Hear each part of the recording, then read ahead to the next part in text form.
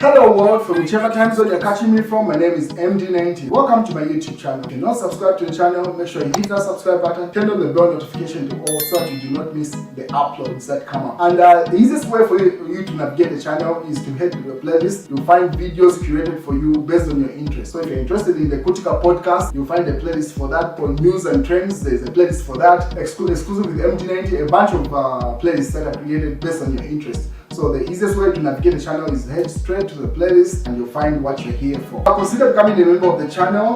Right next to the subscribe button is the join button. You click on the join button so that you can become a member of the channel. You support the team on the production and a number of things that we're doing here, and we appreciate that. Happy New Year, ladies and gentlemen. Welcome to 2026, Zambia's election year. And they're starting off on the, I don't know if it's sad or whatever note, but that news, United States visa ban on Zambia takes effect tomorrow, meaning right now. So starting January 1st, 2026, Zambians will be affected by the partial United States travel restrictions. So you will not be able to get your visa from the Zambian US Embassy, the one that is in Ibex Hill. So that's one news that has come through. So if you had the visa application in process to go to the US, as of today, as a Zambian citizen, you will not be able to get that. So the US Embassy was closed today because of it being a public holiday. And then they put up a post on their page where they're saying, they'll be closed today and they will reopen tomorrow, Friday, 2nd January. And people are just like, then reopen to what? Because the primary purpose that the embassy was serving was pretty much the visa processing for Zambians. So now that they're not doing that, of what purpose or what use is it to even reopen? So that debate continues. And then others are simply saying that that post is simply targeted towards the Minister of Mines. So as you may remember, one of the reasons that stated was that the Chinese are getting mining licenses of that nature, and then the US is being sidelined, or US institutions are not getting licenses of that, something in those lines. So the fact that they don't see the benefit, hence then there's no need to be issuing those visas.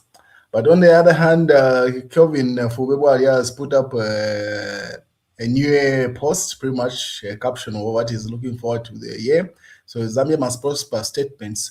4 years of injustice, and a nation must speak. So he says, so he puts up an article, and then it updates a number of things. Fellow Zambians, democracy is not measured by elections alone.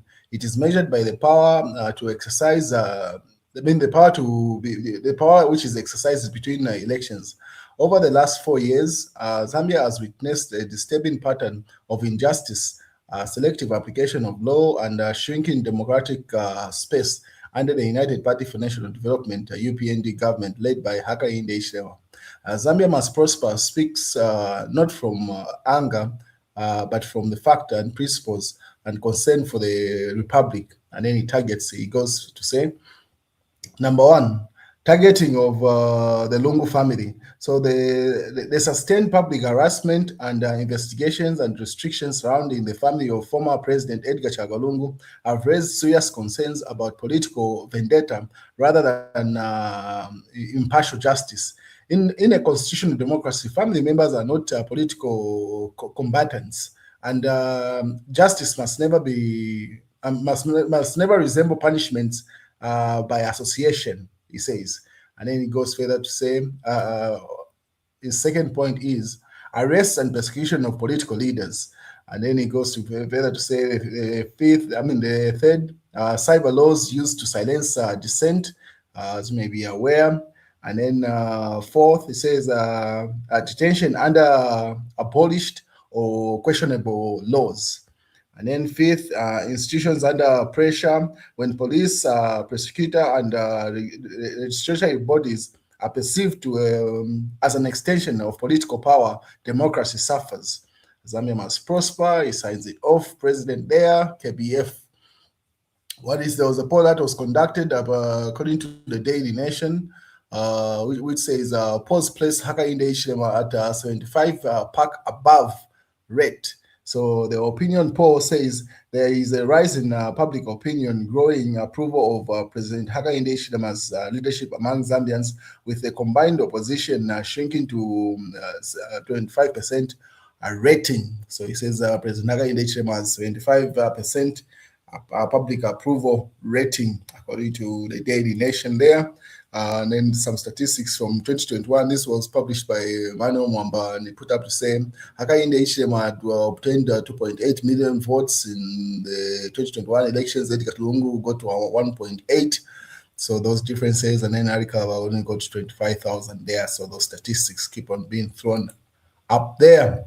And then Manuel Mwamba attaches an article to those statistics. He says, who is capable of challenging and defeating Hakainde Hichilema? What is your view?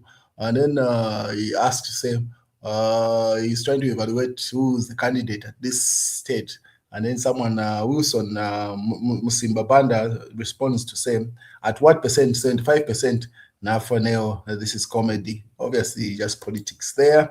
And you can see those statements from the different sides. And yeah, that's a statement still coming from KBF. What is in the Zambia Daily Liberation? I wonder where some Patriotic Front presidential aspirants get funds from. That's Chimbakambwili, when everybody is complaining about lack of money. So there's an audio that was leaked, I think should have been just a day before New Year's, or on the 30th of December, where Chimbakambwili is alleged to have been in a phone call questioning pretty much the candidate of Brian Mundubile and the source of his resources, pretty much around that. So that's where that headline is coming from, to say most of the Patriotic Front presidential aspirants are complaining of a lack of money, but it seems like Brian Mundubile is well-oiled and well-funded. So now Chimbakambwili asked to say, where is he getting that money? Obviously, politics at play there, but that's what's going on within the Patriotic Front. And then President Hakainde Hichilema just put up this New Year's message with a picture attached with First Lady Mutinda Hichilema. He says, may the year ahead be one of unity and in our families and nation, hard work and shared blessings for all. Happy 2026, Zambia, the President and the First Lady. That's the message coming from the head of state there. Makebi Zulu condemns the summoning of Archbishop Banda. So as you may be aware, Archbishop Banda has been summoned by the SEC in relation to a car that he had obtained from ZRA, which he had given up. Should have been 2024 when he handed back that car, but it seems like he's been summoned for questioning.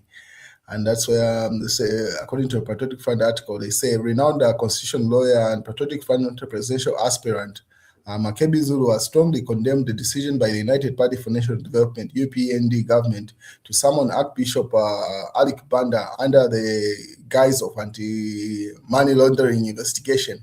Mr. Zulu described the action not only unwarranted but deeply alarming, stating that it reflects a deliberate attempt to intimidate and a respected religious leader who has constantly spoken the truth to power. So that's Makebi Zulu's opinion there. And it's not the end. Hakainde Hichilema stands with Chipolopolo after AFCON exit. Floods hit 9 districts, as you may be aware. Lundazi is one that has dominated the news with floodings, but there are other districts mentioned there. Happy New Year. That's in the times of Zambia. Hakainde Hichilema wishes glad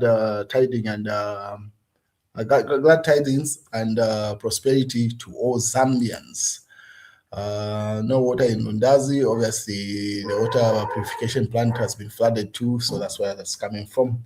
And that's the news, ladies and gentlemen. Have a beautiful 2026. This was the first broadcast.